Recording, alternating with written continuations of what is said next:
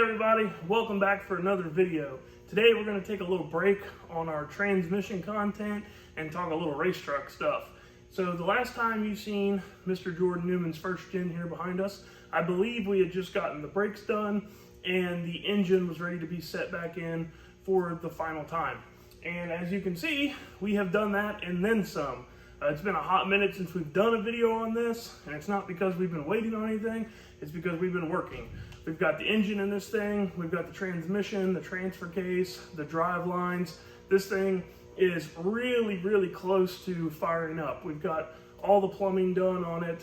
It pretty much just needs the hood stack built and a couple of the things fabricated on the inside, like the ECM, the throttle pedal, little small piddly things. We're at the point with this build where it is down to the piddly things as far as completing my task on it.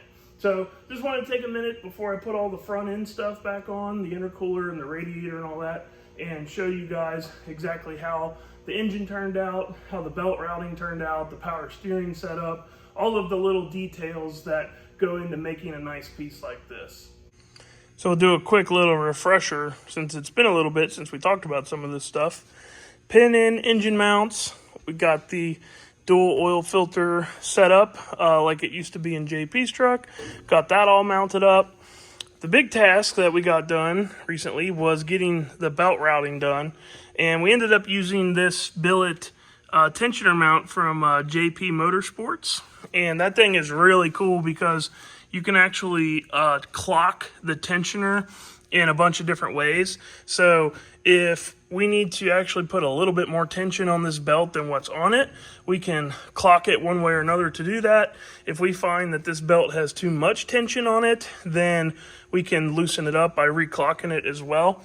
Belt issues was something that we kind of always fought when JP had this setup until pretty much the very end. And the trick was putting a belt on it that basically would barely fit. So when you had the tensioner, you know, all the pressure released off of it, if you could barely get the belt on, then we stopped having belt issues. And so that's kind of what I did when I redid the belt setup for his truck. Before in JP's truck, it didn't have power steering, so some of this stuff was routed a little bit differently. So now we have a shorter belt. We have a 70-inch belt is what it ended up being.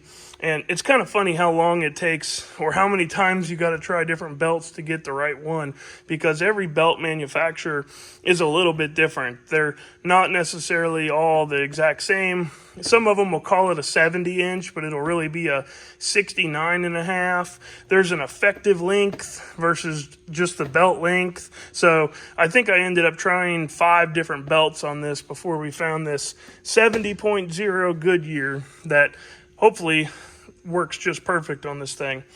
And then another thing that I kind of discovered once I was doing this is because the Waterman is mounted, you know, over here inside of the belt routing. I was trying to figure out how, you know, we'd be able to change the belt out quickly on this, you know, without taking plumbing loose, of course, because we don't want to deal with priming the system and all that. And on a Waterman here, you have this basically like set screw that clamps this clamp down, and that's what holds your Waterman in. So you can just take that loose and the Waterman pulls out just like this, pulls out over here, and then he can do the belt routing super simple. So if you guys remember, my big thing on this truck was, besides fitting all this stuff in here, because it's a lot tighter fit than you'd think, is making it very easy to work on. And so that's always been the goal. So everything I do, I keep it in the mind of very easy to work on. And then got the power steering plumbing all done. So this is the return line. And so I was actually able to use a factory first gen return line and part of the factory third gen return line, and made these two together, and it turned out super clean. This pre-bent hose was about the perfect bends and everything, so that looks super nice. And then on the high pressure side, shout out to Kevin at Full Send Diesel for getting us the fittings that we needed, the special power steering fittings for the pump and for the gearbox. And then we used just a braided PTFE line with AN fittings, and that stuff is good because it's unlike normal AN line. It's good to 2500 psi, so it'll be plenty good enough for the high pressure of the power steering pump. And then from there, you know, just a bunch of piddly stuff. Got the ECM hooked up. All the electronics are all plugged in for the most part on it. And, you know, it's basically up front here. We're now ready to start putting our radiator and intercooler and all that stuff back in. And if you guys remember from some of the earlier videos where I got that done, that stuff goes together super, super quickly. So that's what I'm going to actually be working on a little bit later in this video. But the next thing I want to show you guys is I want to put it up on the lift and talk a little bit about the transmission and the transfer case, that kind of stuff. So like I said, we've got the transmission, the transfer case, and both front and rear drive shafts in this thing. So I ended up building him basically the exact same transmission that's in my race truck, one of my signature non-lockup series. We're trying a converter in his truck that we had laying around just to get him going. That's something we've had in JP's truck before, so we know it works with the engine and whatnot, but since his truck's going to be quite a bit heavier than JP's truck and probably even just a tad bit heavier than my truck, we wanted to try something just to see where we're at. When it comes to these custom race truck builds, you're going to be, you know, playing with your converter a little bit. It's pretty rare that you nail it on the first time. And then we're also, you know, testing a little bit of experimental stuff with this transmission here. We got a different valve body than what we would normally run, similar to what's in my truck, but just a couple different takes to it. And then the transfer case is one of my lightweight MP241s. This is the exact same thing that I run in my race truck. These things are super light. They're only 58 pounds, and so there's about a 30-pound weight savings over a stock style transfer case, and it's really the lightest transfer case that you can get, and also allows us to run slip yoke front drive shaft, so we can run a one-piece aluminum shaft. This is a 3.5-inch aluminum front shaft, and then the rear shaft is a 4-inch aluminum shaft, 1350 U-joints on both ends. So this thing should really be a really nice piece, really comparable to what's in my truck as far as the driveline goes, just with more horsepower. And then you can see here that we have this low profile pan that we had the guys at King Speed make us. And really on his truck, we could have just ran the gear end pan with it because we don't have any obstructions in the way. But the reason that we went with this pan is because Jordan and I are treating this like a team operation. And so anytime that we can have stuff that can directly swap back and forth between the two trucks, we want to be able to do so. And so with my truck, I have a tube underneath it here, right here in the front for the 4-link, and I just can't run a deep pan. So sticking with the fashion of being able to, you know, interchange parts, that's why we went with the same style pan that he has here. And then we'll do the same overflow setup that'll be mounted back here, and that it'll redrain into the transmission, so we can run this over full just like we do on my transmission. And then the cool thing is the front drive shaft is actually the same in this truck as well, so we can swap front drive shafts back and forth. And then on the rear end, we have the same third member, same gear ratio, same axles, same bolt pattern. So really, aside from the leaf spring deal, our rear ends are very similar too. So we like to build things where we can share as much as possible between the two. So that's pretty much a good look at everything under here with the transmission and the driveline. So now let's do a little bit of work, and let's go back up front and get the intercooler and the radiator put in.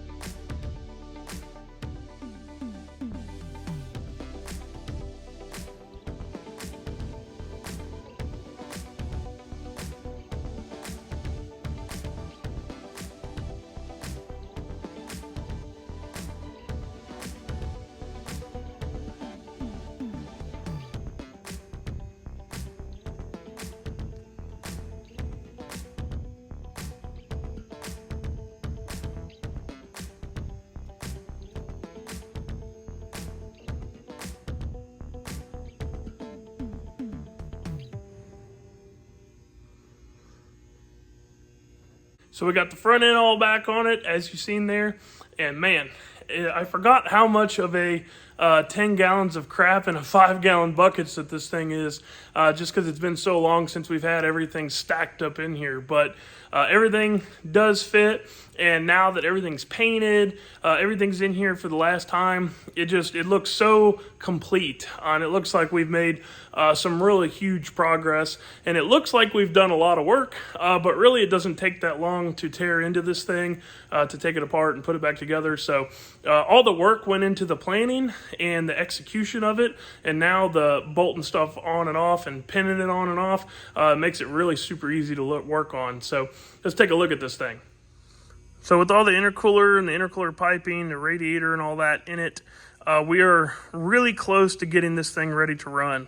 The engine compartment here really just lacks some finishing up type stuff. Zip ties here and there, some fasteners and whatnot. But for the most part, pretty much everything's done in here. To get this thing ready to run, we basically need to put an exhaust on it. Which I think to start it, we've got like a temporary exhaust that we're going to stick on it, and then put fluids in this thing, and it's pretty much ready to go. So the next thing I'm going to work on is going to be getting the throttle paddle mounted, getting the ECM mounted, getting the smart wire mounted, which is basically going to bring me to inside the cab here, where the lighting is terrible, so you're not going to be able to see much, but that's the ECM kind of laying down there. Got to get that mounted. Obviously, because this is a common rail, well, we have to use that electronic pedal, so I got to get that mounted. The smart wire is snuck up in there. Got to get that mounted. And then once we get that done, then this thing will be 100% ready to fire. It'll be just sticking a battery in it and going over a couple little things, and she'll be ready to go. So that's basically going to do it for this video. In the next video of this thing, I probably won't put out another video on this until it is running and driving.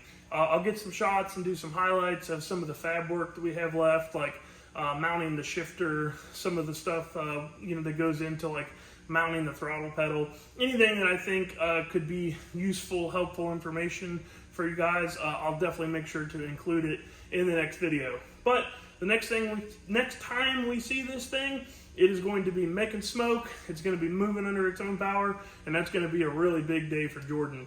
And that day is coming a lot sooner than later, so keep your eyes peeled in the coming weeks for a startup and moving video of this thing. Thanks for watching, guys. Like always, if you're new here, click the subscribe button, hit that like button, gets it out there to more people. I appreciate you, and we'll catch you on the next one.